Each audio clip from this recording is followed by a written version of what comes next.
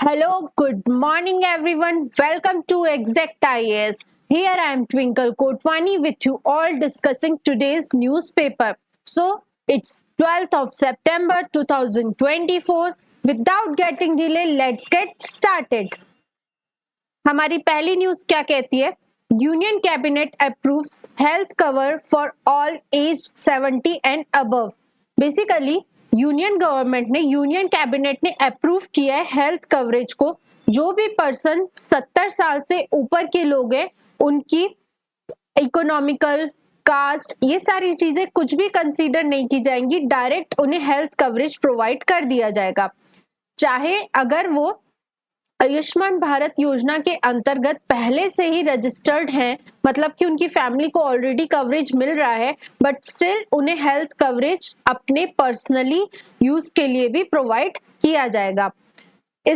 अगर कोई person already कुछ पहले की स्कीम्स के अंतर्गत रजिस्टर्ड है, जैसे कि सेंट्रल गवर्नमेंट हेल्थ स्कीम हो गई या ex serviceman contributory health scheme हो गई, इन स्कीम्स के अंतर्गत ऑलरेडी रजिस्टर्ड है, तो उनको ऑप्शन दिया जाएगा कि आइदर आप इस स्कीम के अंतर्गत आए. इस स्कीम के अंतर्गत मतलब कि आयुष्मान भारत प्रधानमंत्री जन आरोग्य योजना, इस स्कीम के अंतर्गत ही 70 साल से ऊपर के लोगों को हेल्थ कवरेज प्रोवाइड किया जा रहा है. सो उनको ऑप्शंस दिए जाएंगे कि either they can opt for this PMJAY और they can continue with the existing scheme.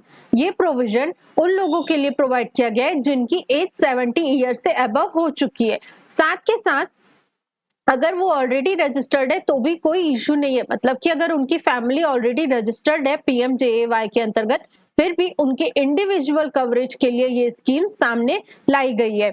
UPSC point of view से हमारे लिए प्रधानमंत्री जन आरोग्य योजना बहुत इंपॉर्टेंट हो जाती है. डिस्कस करते हैं. प्रधानमंत्री जन आरोग्य योजना को हमने 2018 में स्टार्ट किया था. की पॉइंट्स अगर इसका डिस्कस करें तो अ कवर ऑफ 5 लाख पर फैमिली पर ईयर. हर साल एक फैमिली को हेल्थ कवरेज प्रोवाइड किया जाएगा 5 लाख रुपए का. Second thing, socio economic caste census के according 10.74 crore poor and vulnerable families को इस स्कीम के अंतर्गत लाया गया है. पहले जो स्कीम चलती थी उसके अंतर्गत फैमिली साइज को कैपिंग किया गया था, मतलब कि limited number of family members को ही स्कीम्स के बेनिफिट प्रोवाइड किए जाते थे. लेकिन जब से हमने प्रधानमंत्री जन आरोग्य योजना लाई है उसके अंतर्गत फैमिली साइज नहीं देखा जाता है. उस फैमिली में जितने भी लोग अवेलेबल है, चाहे वो 5 मेंबर्स हो चाहे वो 12 मेंबर्स हो, हर किसी को PMJAY के अंतर्गत 5 लाख का हेल्थ कवरेज प्रोवाइड किया जाता है. States given flexibility to decide on mode of implementation. States को फ्लेक्सिबिलिटी प्रोवाइड की गई. रूरल फैमिलीज में 85% और अर्बन फैमिलीज में अप्रोक्स 60% फैमिलीज को कवर किया गया था. इस स्कीम को लॉन्च किया गया था 25 सितंबर 2018 में. डिटेल में डिस्कस करें तो it is a flagship health protection scheme जो कि गवर्नमेंट ऑफ इंडिया के द्वारा लॉन्च की गई है. It aims to provide universal health coverage to the poor and vulnerable sections of the society by ensuring access to good quality of healthcare services without considering their economic status. मतलब कि क्या होता है, India में जो vulnerable section है, जिनके पास इतना ज्यादा पैसा नहीं है, जो पॉवर्टी लाइन के नीचे रहते हैं, उनको हेल्थ सेक्टर में पैसा इन्वेस्ट करने में बहुत ज्यादा डिफिकल्टी होती है. इसलिए क्या होता है, वो डिसीज के एम्बिट में आ जाते हैं, लाइफ टाइम वो डिसीज से जूझ रहे होते हैं. सो हेल्थ केयर सर्विसेज प्रोवाइड करने के लिए एटलीस्ट एक अच्छी हेल्थ होना हर एक पर्सन का एक नेचुरल राइट है. सो उस राइट को इंश्योर करने के लिए गवर्नमेंट ऑफ इंडिया ने 2018 में एक फ्लैगशिप प्रोग्राम चलाया, एक बहुत बड़ा प्रोग्राम चलाया हेल्थ कवरेज प्रोवाइड करने के लिए. It has the potential to transform the healthcare landscape of the country by reducing poverty, enhancing productivity and promoting social justice. ये सारे एम्स हैं प्रधानमंत्री जन आरोग्य योजना के. इसका मेन ऑब्जेक्टिव क्या था कि out of the pocket expenditure जो होता है ना, मतलब कि एक पर्सन जितना एक्सपेंडिचर बेयर कर सकता है हेल्थ केयर सर्विसेज के लिए, उससे भी ज्यादा उसका एक्सपेंडिचर चला जाता था, जिसे बोला जाता है out of the pocket expenditure. उसको कम करने के लिए हमने ये स्कीम लाई है, to improve the access and affordability of health care services for the beneficiaries. Affordable और सबसे बड़ी बात तो हेल्थ केयर सर्विसेज अवेलेबल करवाने के लिए हमने ये स्कीम लाई है, to enhance the quality and efficiency of health care delivery system in the country.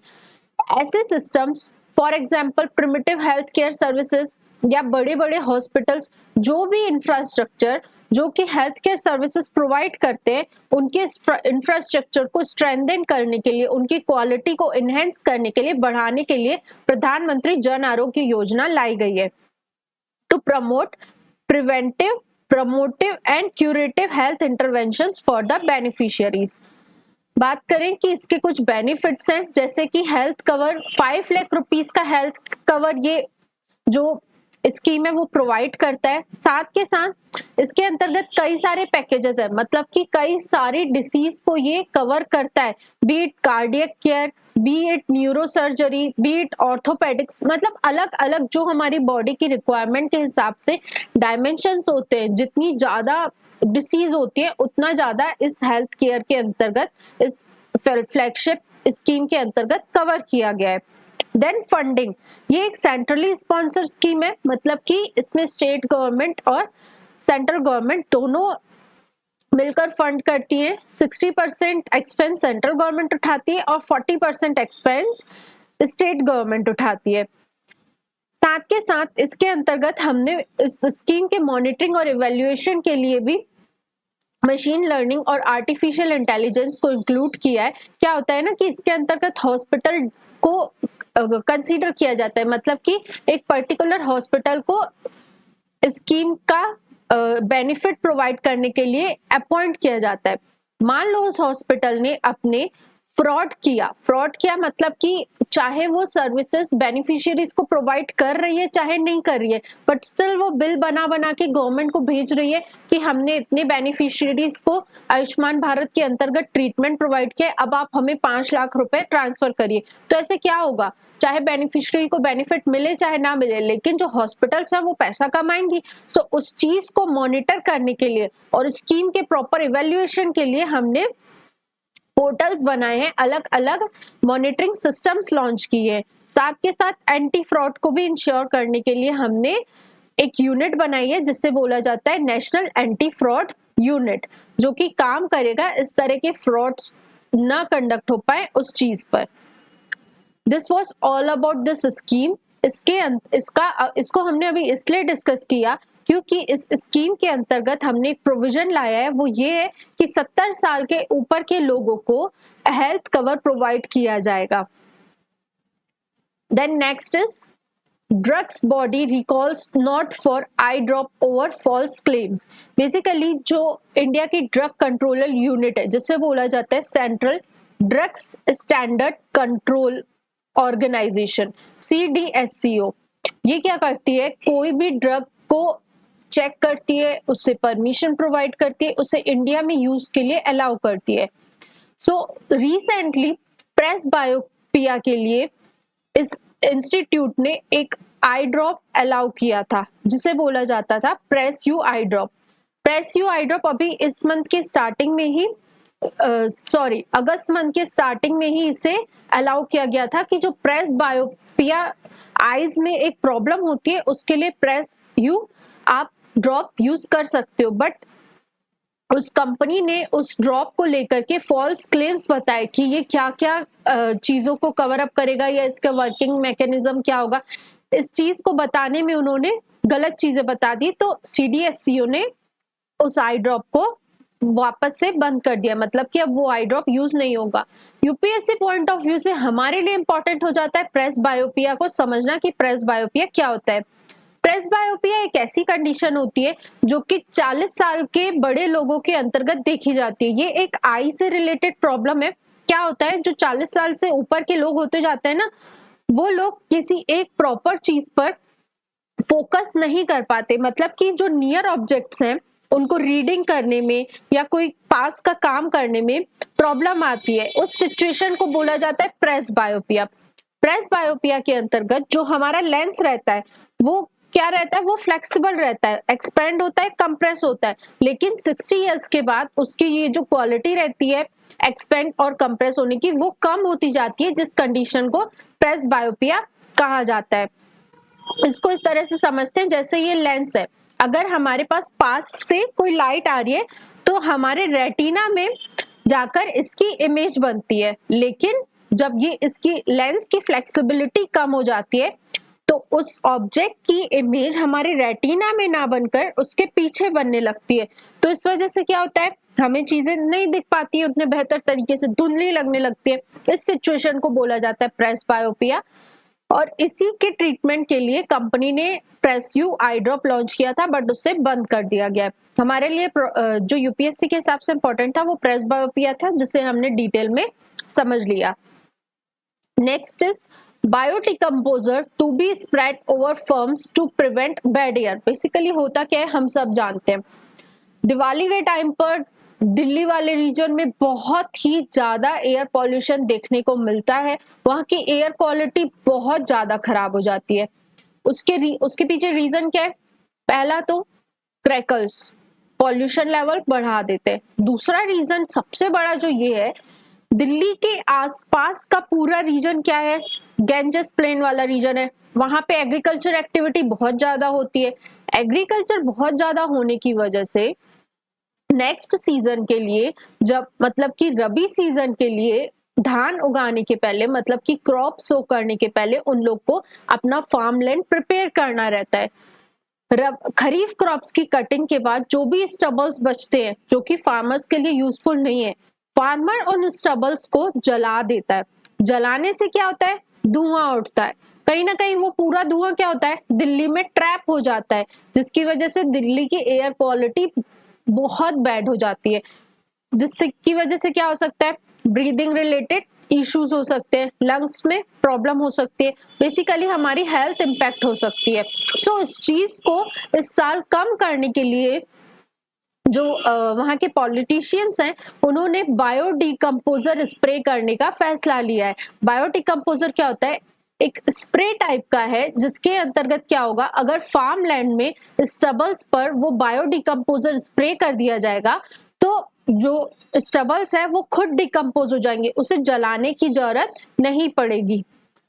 तो हमने समझ लिया डिकम्पोजर का यूज और उससे रिलेटेड जितना भी बैकग्राउंड था कि क्यों जरूरी है, क्यों ऐसा किया जा रहा है, इससे क्या बेनिफिट होगा। Then next is eviction of railways in Haldwani.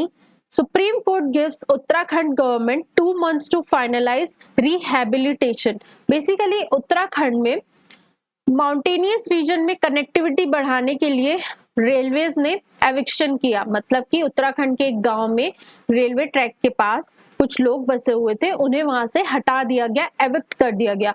सो उसी चीज में सुप्रीम कोर्ट ने बोला है उत्तराखंड को कि आपके पास 2 महीने का टाइम है, आप इन लोगों को रिहेबिलिट करिए, मतलब कि फिर से कहीं पे इनको शेल्टर प्रोवाइड करिए, रहने के लिए जगह दीजिए। हमारे लिए इंपॉर्टेंट हो जाता है right to shelter. Right to shelter fundamental right है जो कि इंडियन कॉन्स्टिट्यूशन के आर्टिकल 21 के अंतर्गत आता है। आर्टिकल 21 क्या कहता है, राइट टू लाइफ। आर्टिकल 21 सिर्फ लाइफ से रिलेटेड नहीं है, ये एक अम्ब्रेला फंडामेंटल राइट है जिसके अंतर्गत बहुत सारे प्रोविजंस आते हैं, जिनमें से एक है right to shelter. Right to shelter मतलब कि सिर्फ रूफ प्रोवाइड करना नहीं रहता है। राइट टू शेल्टर के अंतर्गत आता है कि इंसान के अंतर्गत प्राइवेसी हो, इंसान को एक डिग्निटी से जीने का मौका मिले एक शेल्टर के अंतर्गत, जिसमें कि एडिक्वेट हाउसिंग फैसिलिटी हो, essential for living a life with dignity, मतलब कि एक शान मान से जीवन जीने के लिए जरूरी है कि एडिक्वेट हाउसिंग हमें मिल सके। सो इसलिए आर्टिकल 21 के अंतर्गत राइट टू शेल्टर प्रोवाइड किया गया है। बेसिकली क्यों है ये इंपॉर्टेंट, या कौन से एथिक्स इवॉल्व है राइट टू शेल्टर प्रोवाइड करने के लिए। पहला, ह्यूमन राइट्स। हमारा एक इंसान होने के तहत ये अधिकार है कि हमें राइट टू शेल्टर मिले, हमें हमारा घर मिले। अगर हमारे घर एविक्ट कर दिए जाते हैं, मतलब कि हमें हमारे घरों से दूर कर दिया जाता है, निकाल दिया जाता है, तो ये क्या होगा? ह्यूमन राइट्स का वायोलेशन होगा, पहला चीज। दूसरा, डिसप्रपोर्शनेट इम्पैक्ट, मतलब कि कहीं ना कहीं इससे क्या होता है, मार्जिनलाइज्ड ग्रुप जो होते हैं वो इम्पैक्ट होते हैं, जैसे कि पुअर हो गया, डिसेबल हो गया, घर के बड़े लोग हो गए, एल्डरली लोग हो गए, उन सब के ऊपर बहुत बुरा, बहुत गलत इम्पैक्ट पड़ता है एविक्शन का। दूसरा चीज। तीसरा, lack of alternatives, basically eviction के बाद हमारे पास तुरंत कोई भी अदर अल्टरनेटिव अवेलेबल नहीं रहता है जिसमें हम जाकर रह सके। राइट टू शेल्टर को फंडामेंटल राइट के अंतर्गत रखा गया क्योंकि उसके पीछे 3 एथिक्स वर्क करते हैं। पहला कि ये ह्यूमन राइट्स का वायोलेशन होगा। दूसरा, घर में जो दूसरे लोग हैं, एल्डरली हो गए, बड़े हो गए, बूढ़े हो गए, या ऐसे जो कि फिजिकली डिसेबल्ड है, उन पर इस चीज का बहुत नेगेटिव इम्पैक्ट पड़ता है। तीसरा चीज कि अल्टरनेटिव्स अवेलेबल नहीं रहते। इन एथिक्स के कारण हमने राइट टू शेल्टर प्रोवाइड किया है। राइट टू शेल्टर को सुप्रीम कोर्ट ने अपने एक जजमेंट में भी पास किया था, जो था चमेली Singh versus state of UP 1995 का केस, जिसके अंतर्गत जस्टिस रामास्वामी ने बताया था कि आर्टिकल 21 और आर्टिकल 19(1)(g) के अंदर, मतलब कि राइट टू रेसिडेंस और राइट टू लाइफ के अंतर्गत राइट टू शेल्टर भी आता है। मतलब कि राइट टू शेल्टर क्या है? एक फंडामेंटल राइट है। इस राइट को इंश्योर करना, ऐसा नहीं है कि इंडिया में सिर्फ कॉन्स्टिट्यूशन में चीजें लिख दी गई हैं, इंडिया में प्रोविजंस भी बनाए जाते हैं ताकि राइट्स को उतनी ज्यादा इंपॉर्टेंस दी जा सके, राइट्स को फुलफिल किया जा सके। Some of the mechanism, for example Pradhan Mantri Awas योजना, ये क्रेडिट लिंक्ड सब्सिडी स्कीम है जिसके अंतर्गत लोगों को अपने घर बनाने के लिए उन्हें फैसिलिटीज, अफोर्डेबल लोन्स प्रोवाइड किए जाते हैं। मान लो कोई पर्सन अपना घर बनाना चाहता है तो वो प्रधानमंत्री आवास योजना के अंतर्गत बैंक से सब्सिडाइज्ड रेट पर लोन, मतलब कि क्रेडिट ले सकता है। Second, national urban housing fund. Third, national rural livelihood mission. ये सारे जो मिशंस हैं, लाइवलीहुड मिशंस हैं, ये कहीं ना कहीं राइट टू शेल्टर को प्रोवाइड करने में प्रमोट करते हैं या मदद करते हैं। This was all about this article. हमने इस न्यूज को कवर अप किया राइट टू शेल्टर से, उससे रिलेटेड सुप्रीम कोर्ट का जजमेंट भी पढ़ा। Point to be remember, mains answer writing के वक्त हर कोई चीजें लिखता है, हर कोई पॉइंटर्स लिखता है, पर उन चीजों को जस्टिफाई करना बड़ी चीजों से, जैसे कि हो गया सुप्रीम कोर्ट का जजमेंट, किसी कमेटी के रिकमेंडेशंस, या फिर कॉन्स्टिट्यूशन में कहाँ पे वो चीज लिखी हुई है, इन चीजों से अगर हम टॉपिक्स को कनेक्ट करेंगे तो हमारे पॉइंट्स, मार्क्स और भी बढ़ेंगे। इसलिए इन चीजों को ध्यान में रखते हुए हमें न्यूज़पेपर को कवर करना है। न्यूज़पेपर रीडिंग का मतलब सिर्फ ये नहीं होता है कि जो हेडलाइन में लिखा है हम उसे पढ़ लें और उसे समझ लें। न्यूज़पेपर एनालिसिस के अंतर्गत आता है कि उस टॉपिक को किस तरह से हम यूपीएससी से कनेक्ट करें और उसमें से पॉइंटर्स बना के समझें। आगे बढ़ते हैं बिना देरी के। होप आप सब समझ रहे होंगे कि हमारे लिए न्यूज एनालिसिस कितना इंपॉर्टेंट है।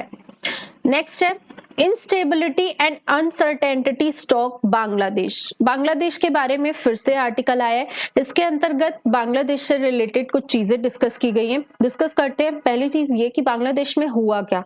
बांग्लादेश में कोटा सिस्टम चलता था। कोटा सिस्टम मतलब कि 1970s के टाइम पे जब बांग्लादेश को लिबरेट किया गया, जब बांग्लादेश बनाया गया था, तो उस टाइम पे जो भी फ्रीडम फाइटर्स थे उनके बच्चों को, उनके जो आगे वाली जनरेशन है, उन सबको जॉब्स में कोटा प्रोवाइड किया गया। मतलब कि अगर आपकी फैमिली से कोई पर्सन इन्वॉल्व है फ्रीडम, मतलब कि उसका बैकग्राउंड रहा है फ्रीडम फाइटर का, तो उस पर्सन को जॉब्स में कोटा सिस्टम, मतलब कि रिजर्वेशन प्रोवाइड किया जाएगा। ये रिजर्वेशन 50% तक की प्रोवाइड किया गया था। वहां के स्टूडेंट्स कहीं ना कहीं इस चीज से बहुत ज्यादा परेशान हो गए और उन्होंने एट द एंड प्रोटेस्ट किया, स्ट्राइक्स किए इस चीज को हटाने के लिए। अल्टीमेटली दोनों के बीच में टसल चलता रहा, गवर्नमेंट के बीच में और स्टूडेंट्स के बीच में। कुछ समय बाद जब सिचुएशन कंट्रोल में नहीं आ रही थी, तब गवर्नमेंट ने अपना ये स्टेप डाउन कर लिया, मतलब कि उन्होंने कहीं ना कहीं कोटा सिस्टम को घटा दिया। बट स्टिल वहां के स्टूडेंट्स इस चीज से सेटिस्फाई नहीं हुए, क्योंकि ड्यूरिंग द प्रोटेस्ट जो वहां की एक्स प्राइम मिनिस्टर थी शेख हसीना जी, उन्होंने कुछ ऐसे वर्ड्स बोल दिए थे स्टूडेंट ग्रुप को, जैसे कि उनको अलग अलग ऐसे टर्म से उनको संबोधित किया था जो कि स्टूडेंट्स की डिग्निटी और उनकी सेल्फ रिस्पेक्ट को बहुत ठेस पहुंच रही थी। सो इस वजह से भले ही कोटा सिस्टम को हटा दिया गया, लेकिन तभी भी उस कंट्री में प्रोटेस्ट कंटिन्यू था बच्चों का। उनका मानना ये था कि जो हमारी शेख हसीना जी हैं वो रेजिग्नेशन दे, तभी हम प्रोटेस्ट बंद करेंगे। सो जब चीजें कंट्रोल से हटने लगी तो कहीं ना कहीं शेख हसीना जी को रिजाइन देना पड़ा और कंट्री छोड़कर भागना पड़ा। ये सिचुएशन हुई कंटेक्स्ट कि आखिर बांग्लादेश में हुआ क्या। इन सब के चलते कई सारे चैलेंजेस हमारे सामने आ रहे हैं। पहला चीज ये है डेमोक्रेसी डेफिसिट का। कहीं ना कहीं अब तक शेख हसीना जी का वहां पे रूल था, तो वहां पे देखने को मिल रहा था कि डेमोक्रेसी है, बट अब वहां की डेमोक्रेसी पर भी क्वेश्चन मार्क उठाया जा रहा है। शेख हसीना जब से कंट्री छोड़कर भागी है, वहां पर इंटरिम गवर्नमेंट बनाई गई जिसके हेड है मिस्टर यूनुस जी। यूनुस जी को कहीं ना कहीं आर्मी की बैकिंग मिल रही है। आने वाले समय में जो वहां की पॉलिटिकल पार्टीज हैं वो डिमांड कर रही है कंटिन्यूअसली कि हमें इलेक्शंस करवाने हैं। तो वहां की डेमोक्रेसी भी क्वेश्चन मार्क में है कि क्या सच में इलेक्शंस होंगे या फिर एक आर्मी बैक्ड गवर्नमेंट ही कंटिन्यू वर्क करती रहेगी। पहला चीज। दूसरा, इंडिया ने भी 1970s में बांग्लादेश के लिबरेशन के लिए, बांग्लादेश को आजाद करने के लिए, बांग्लादेश को बनाने के लिए कहीं ना कहीं बहुत स्ट्रगल फेस किया था। दो फ्रंट्स पे हमारा इंडिया लड़ रहा था। पहला, अपने नॉर्थ ईस्टर्न स्टेट्स के लिए जो बांग्लादेश के ग्रुप्स थे वो हमारे नॉर्थ ईस्टर्न स्टेट्स में कहीं ना कहीं प्रॉब्लम लाइक सिचुएशन ला रहे थे, वहां पे घुसते ही जा रहे थे, जिसकी वजह से हमारे रिसोर्सेस कम हो रहे थे, लोगों के ऊपर, लोगों की कल्चरल डाइवर्सिटी पर, उनके खुद के एग्जिस्टेंस पर क्वेश्चन मार्क उठ रहे थे। तो एक तो इंडिया अपने ही फ्रंट पे वॉर लड़ रहा था, मतलब कि पाकिस्तान के साथ लड़ रहा था। क्यों? क्योंकि बांग्लादेश उस टाइम पे तो पाकिस्तान का पार्ट था। पहला वॉर क्या था? पाकिस्तान के साथ लड़ रहा था। दूसरे एंड पर वो यूएस के साथ भी कहीं ना कहीं टसल पर चल रहा था। इन सबके बावजूद इंडिया ने बांग्लादेश की हेल्प की और उसे फ्रीडम दिलवाई। अभी तक की जो गवर्नमेंट थी वो इंडिया के इस स्टैंड को बहुत एज अ रिस्पेक्ट की नजर से देखती थी, इंडिया को प्रायोरिटी लिस्ट में आगे रखी थी। नेबर्स की अगर बात करें, बांग्लादेश का कहीं ना कहीं नेबर चाइना भी है। चाइना भी अपना दबदबा बांग्लादेश पर बनाना चाहता है, लेकिन जब शेख हसीना जी की गवर्नमेंट थी तो उन्होंने चाइना को प्रायोरिटी ना दे करके इंडिया को प्रायोरिटी लिस्ट में रखा था। बट आने वाली गवर्नमेंट जो है ना वो प्रो इंडिया नहीं है, कहीं ना कहीं उसे इंडिया के जो स्टेप्स है वो पसंद नहीं आते हैं, वो इंडिया का वेलकम नहीं करती है। सो अगेन इंडिया ने हिस्टोरिकली बांग्लादेश की मदद की है, उसके ऊपर भी क्वेश्चन मार्क उठ रहा है कि क्या उतनी रिस्पेक्ट से इंडिया को अब देखा जाएगा या नहीं।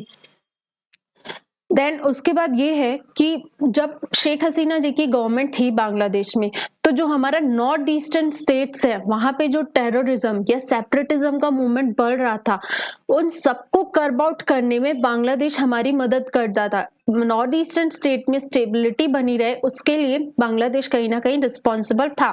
वो क्या करता था कि वो अपने एरिया से टेररिज्म की एक्टिविटीज को कंडक्ट करने के लिए नहीं अलाउ करता था, वो इंडियन गवर्नमेंट की फेवर में ही बात करता था। बट अगर वहां पे ऐसी गवर्नमेंट आई जो प्रो इंडियन नहीं है, वो इन सब एक्टिविटीज को कहीं ना कहीं फ्यूल दे सकती है, जिसकी वजह से हमारा नॉर्थ ईस्टर्न स्टेट्स भी खतरे में आ सकता है। Then next thing is waste इस चीज को, मतलब कि पूरे बांग्लादेश के इशू को जियोपॉलिटिक्स के मिरर से देखता है। मतलब कि कहीं ना कहीं बांग्लादेश में दोनों कंट्रीज का बहुत इंपॉर्टेंट रोल है, एक तो इंडिया, दूसरा चाइना। दोनों कंट्रीज ने बहुत अच्छा इन्वेस्टमेंट कर रखा है, दोनों कंट्रीज चाहती हैं कि बांग्लादेश के साथ हमारे रिलेशंस बेहतर बने रहे। लेकिन आने वाले समय में अगर गवर्नमेंट प्रो इंडिया नहीं रही तो कहीं ना कहीं हम देख सकते हैं कि बांग्लादेश में चाइना का इन्फ्लुएंस बढ़ता हुआ नजर आएगा और इंडिया को प्रायोरिटी लिस्ट में कम किया जाएगा। सो ये भी एक खतरे वाली बात है। ये सारे चैलेंजेस है जो हमें देखने को मिल रहे हैं। अगर वे अहेड की बात की जाए तो इंडिया को जरूरी है कि वो अपनी स्ट्रैटेजीज को फिर से देखे, रिवाइव करे और इस तरह से वर्क करे कि जो इंडिया के फेवर में चीजें रही हैं, जो इन्वेस्टमेंट इंडिया ने किया है, जो एक्सचेंजेस इंडिया के लिए फ्रूटफुल रहे, वो सारी चीजें कंटिन्यू रहे even after the post Sheikh Hasina Bangladesh. अब जो वहां की इंटरिम गवर्नमेंट है या जो आने वाली गवर्नमेंट है वो भी कहीं ना कहीं इंडिया के साथ आगे बढ़ने की बात करे। इस तरह की स्ट्रेटजीज, इस तरह की चीजें इंडिया को कन्वे करने की जरूरत है। So this was all about this article. Then next is perils of decentralization with Chinese characteristics. Basically recently जो हमारे प्राइम मिनिस्टर नरेंद्र मोदी जी है उन्होंने फोकस करने की बात की है डिसेंट्रलाइजेशन पर, मतलब कि लोकल गवर्नमेंट्स पर और भी ज्यादा मतलब कि कह सकते हैं कि उनको और भी ज्यादा एक्टिव होने के लिए फोकस किया है। इस चीज को इस एडिटोरियल में कनेक्ट किया गया है चाइना से। चाइना ने भी कहीं ना कहीं लोकल गवर्नमेंट को बढ़ने के लिए, इकोनॉमी के लिए और भी ज्यादा मतलब कि कह सकते ऑटोनॉमी दी थी। उसी रोड पर इंडिया की भी बढ़ने की बात की जा रही है। बट इस एडिटोरियल में डिस्कस किया गया है उसके चैलेंजेस को लेकर के। पहली चीज जो फाइनेंस की बात करें, चाइना की लोकल गवर्नमेंट के पास फाइनेंस कलेक्ट करने का 51% राइट था, वहीं अगर इंडिया की बात करें तो दैट इज ओनली 3%। कितना मेजर डिफरेंस है। दूसरी चीज, वहां पर कैपेसिटी पर ज्यादा एम्फेसिस दिया जाता था, मतलब कि अगर कोई बिजनेस है उसको मान लो गवर्नमेंट ने कह दिया कि ये बिजनेस प्रॉफिटेबल होने वाला है तो लोकल गवर्नमेंट्स उस चीज को एक्सप्लॉइट करने के लिए एकदम हैवी उससे आगे बढ़ती थी कि कैसे भी करके हमें ये चीजें एस्टैब्लिश करनी है और इससे हमें रिसोर्स निकालना है, पैसा निकालना है। लेकिन इस एडिटोरियल में इस चीज को लेकर के चैलेंजेस बताए गए कि कहीं ना कहीं जो डिसेंट्रलाइजेशन की पॉलिसी चाइना ने अपनाई थी वो भी क्वेश्चन के एम्बिट में है, मतलब कि वो एकदम प्रूवन नहीं है कि इससे सही ही होगा, वो क्वेश्चन के एम्बिट में है। धीरे धीरे क्या हुआ, चाइना की पॉलिसीज पर लोगों ने क्वेश्चन मार्क उठाने लगे कि चाइना जो कर रहा है उसकी वजह से कहीं ना कहीं सेफ्टी सिक्योरिटी पर बहुत ज्यादा चैलेंजेस देखने को मिल रहे हैं। इसलिए लोगों ने फिर चाइना के गुड्स को कहीं ना कहीं नीचे रखने का स्टार्ट कर दिया। सो अगर हम देखें तो डिसेंट्रलाइजेशन पॉलिसी भी इतनी ज्यादा काम की नहीं है। सो इसलिए हमें जरूरत है कि जो हम लोगों को करने को बोल रहे हैं पहले उस चीज को प्रॉपरली एनालाइज करें कि क्या वो रियल वर्ल्ड में वर्क करने वाला है या नहीं। ये एडिटोरियल इतना ज्यादा इंपॉर्टेंट नहीं था, जस्ट फॉर जनरल अवेयरनेस मैंने इसे डिस्कस किया।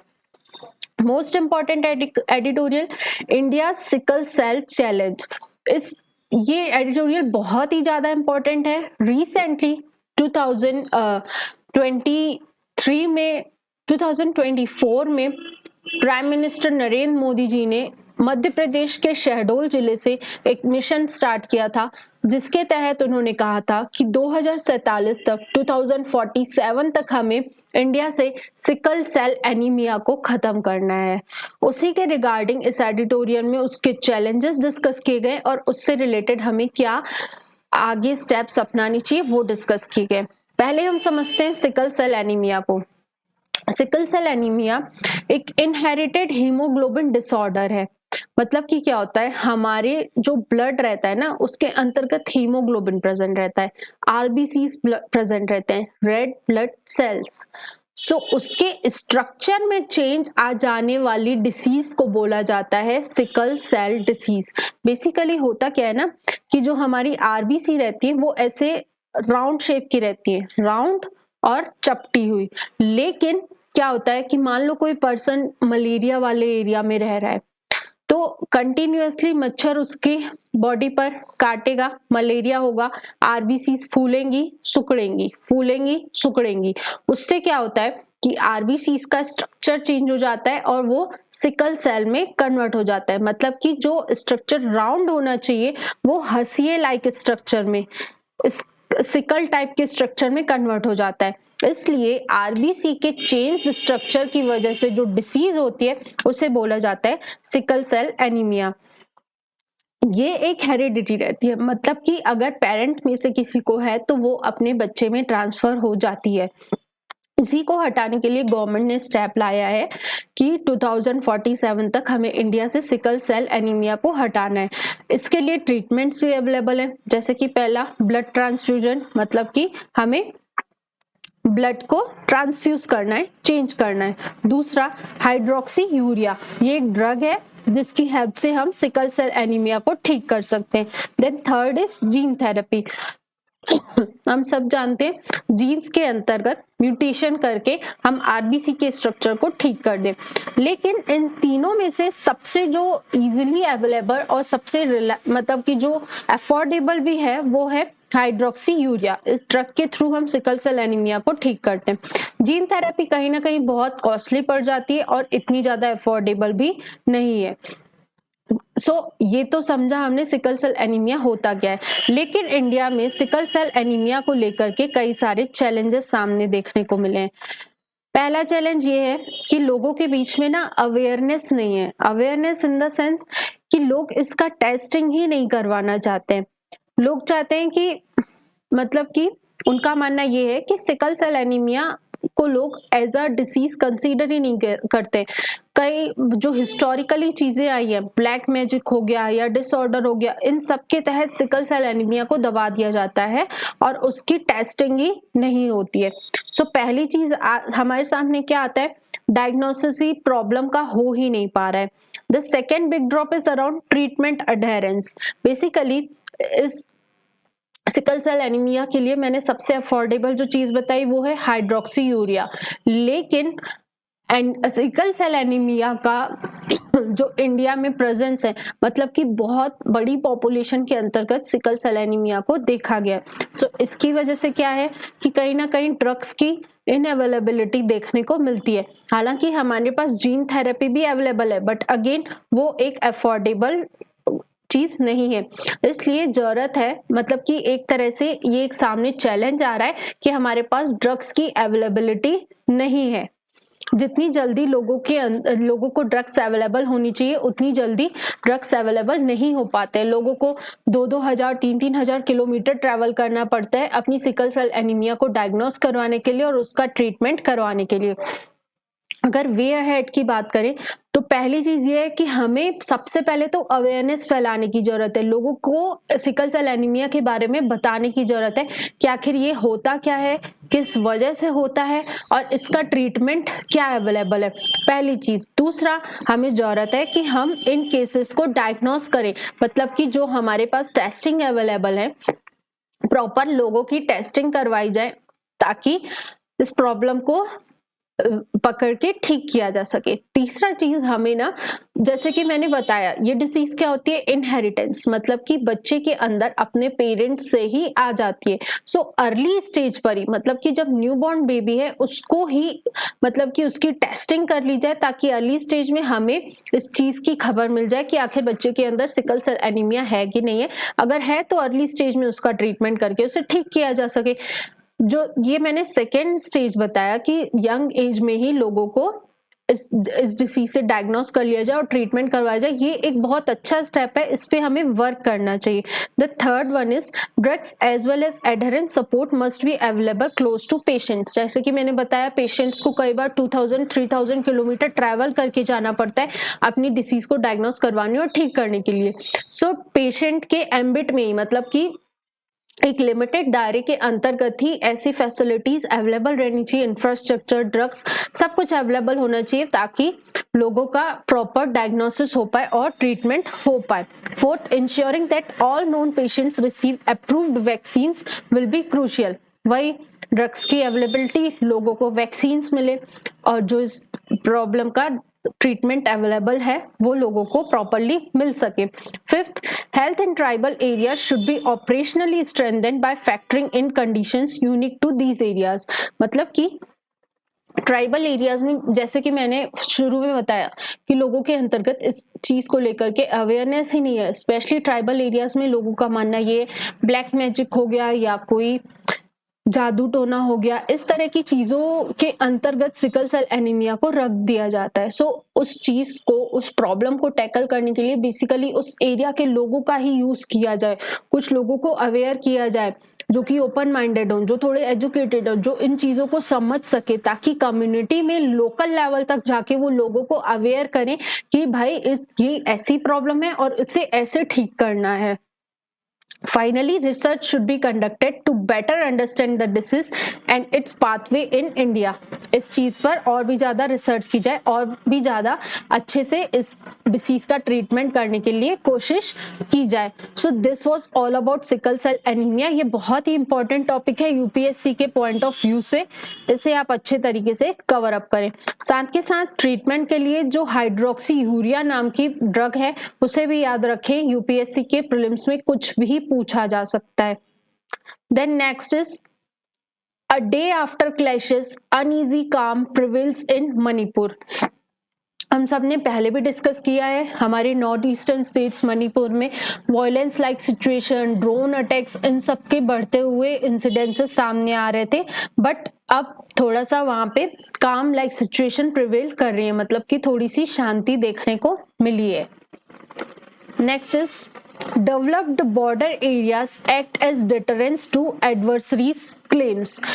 जो हमारे डिफेंस मिनिस्टर हैं राजनाथ सिंह जी, उनका स्टेटमेंट आया है, उनका मानना ऐसा है कि जो हमारे बॉर्डर एरियाज हैं, बॉर्डर एरिया से लगे हुए जो गांव हैं, कहीं ना कहीं अगर उनमें डेवलपमेंट होगा, टूरिस्ट एक्टिविटीज बढ़ेंगी, लोगों का इन्वॉल्वमेंट बढ़ेगा, इकोनॉमिक ग्रोथ बढ़ेगा, तो जो वहां पे एडवर्सरीज होने के चांसेस है, मतलब कि जो हमारी नेबरहुड कंट्रीज हैं उससे अगर अटैक करने की चांसेस है, टेररिज्म प्रमोट करने की चांस है, या कोई भी एक्टिविटी कंडक्ट करने की चांसेस है, वो कहीं ना कहीं कम हो जाती है। एक डेवलप्ड एरिया, अच्छे से ग्रो करता हुआ एरिया, लोगों के पास जब अपॉर्चुनिटी होगी, अवेयरनेस होगी, तो उस एरियाज में जो नेबरहुड से हमें थ्रेट्स मिलते हैं, जो चांसेस हैं कि नेबरहुड हमें नुकसान पहुंचा सकता है, वो सारे चांसेस कम हो जाते हैं।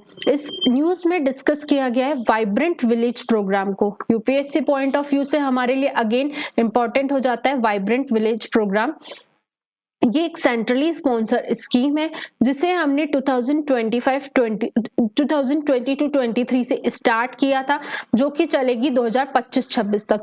इसके अंतर्गत जो नॉर्दर्न इंडिया है उसके जितने भी बॉर्डर विलेजेस हैं उनके डेवलपमेंट के लिए हमने ये स्कीम लाई है। कौन कौन से स्टेट्स के जो विलेजेस हैं उन पर हम काम करेंगे, दैट इज हिमाचल प्रदेश, उत्तराखंड, अरुणाचल प्रदेश, सिक्किम, लद्दाख। इन रीजन्स के जो विलेजेस हैं इन पर हम काम करेंगे। ये कवर करता है अप्रोक्स 2963 विलेजेस को। इस स्कीम को फेसेस में लॉन्च किया गया है। फेसेस मतलब कि पहला फेज, दूसरा फेज, तीसरा फेज। इस जनरली इन फेसेस में पहले फेज में हमने 663 विलेजेस को सेलेक्ट किया है और उन विलेजेस पर हम काम करेंगे, अपॉर्चुनिटीज लाएंगे, गवर्नमेंट ग्रोथ लाएंगे, इन्वेस्टमेंट करेंगे, ताकि वहां पे टूरिस्ट भी प्रमोट हो, टूरिज्म एक्टिविटीज प्रमोट हो। The scheme aims to identify and develop the economic drivers based on local, natural, human and other resources of the border villages on the northern border. Basically हम सब जानते हैं कि हर एक reason की कोई speciality रहती है, वहाँ की अपनी कल्चरल रहती है, वहाँ की अपनी लैंग्वेजेस रहती है, वहाँ की अपनी एक ब्यूटी रहती है, जिस चीज को वहाँ के लोगों से बेहतर और कोई नहीं समझ सकता। सो उसी मॉडल पर हम काम करेंगे, मतलब कि वहाँ की जो एक आइडेंटिटी है ना उससे पहले पहचानेंगे और उससे रिलेटेड नई नई अपॉर्चुनिटीज, नई नई चीजें लाने की कोशिश करेंगे, जिस वजह से वहां के जो विलेजेस हैं उनका डेवलपमेंट हो और एट द एंड जो वहां पे एडवर्सरी के चांसेस हैं, गलत होने के चांसेस हैं, वो कम हो सके।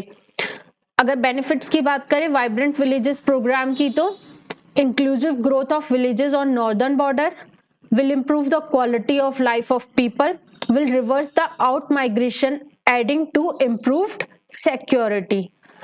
इसे हमने 15 फरवरी 2023 को लॉन्च किया था. This was all about this news. Next is Madrasas unfit for proper education, NCPCR tells Supreme Court. National Commission for Child Rights Protection, जो चाइल्ड के राइट्स को प्रोटेक्ट करती है इंस्टीट्यूट, उसके साइड से स्टेटमेंट आया है कि जो मदरसाज हैं वो एजुकेशन के लिए अनफिट है. उसमें कई सारे ड्रॉबैक्स की बात की गई है, कई सारे चैलेंजेस की बात की गई है, जैसे कि for example issues of curriculum मतलब कि सिर्फ एनसीईआरटी चलाना स्कूल्स में कोई करिकुलम नहीं होता है. करिकुलम के अंतर्गत सारी एक्टिविटीज आती हैं. स्टडी से रिलेटेड एक्टिविटी हो गई और एक्स्ट्रा करिकुलर एक्टिविटीज हो गई, फंक्शंस हो गए, कल्चरल चीजें होगी. मदरसाज में कुछ भी एक्सपीरियंस नहीं है. मदरसाज में ऐसा एनवायरनमेंट ही नहीं है जो कि इन करिकुलम एक्टिविटीज को कंडक्ट करवा सके, पहली चीज. दूसरा, एलिजिबिलिटी ऑफ टीचर्स. अभी भी मदरसाज में पुराना ट्रेडिशनल सिस्टम चल रहा है टीचर्स को अपॉइंट करने का.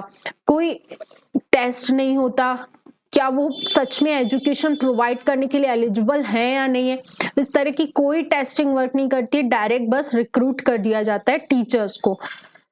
ओपेक फंडिंग, मदरसास की फंडिंग को लेकर भी प्रॉब्लम आ रही है. मतलब कि कौन सा इंस्टीट्यूट क्या फंड कर रहा है, उसका क्या एम है, इस चीज को लेकर के ट्रांसपेरेंसी नहीं है. Failure to provide children a holistic environment as problem associated with madrasas. बच्चों को होलिस्टिक एनवायरनमेंट, ऐसा एनवायरनमेंट जिससे कि बच्चों का ऑलराउंड डेवलपमेंट हो सके, वो ग्रो कर सके, इस तरह का एनवायरनमेंट भी मदरसास में नहीं मिल पाता है. साथ के साथ ऐसा देखा गया कि मध्य प्रदेश, उत्तर प्रदेश और कुछ और स्टेट्स में मदरसास में नॉन हिंदू बच्चे भी पढ़ रहे हैं. ये आर्टिकल 28 सब क्लॉज 3 के खिलाफ है. मतलब कि अगर आप एजुकेशनल इंस्टीट्यूट में, मदरसास क्या है, एजुकेशनल इंस्टीट्यूट है, लेकिन वो इस्लामिज्म को फॉलो करते हैं.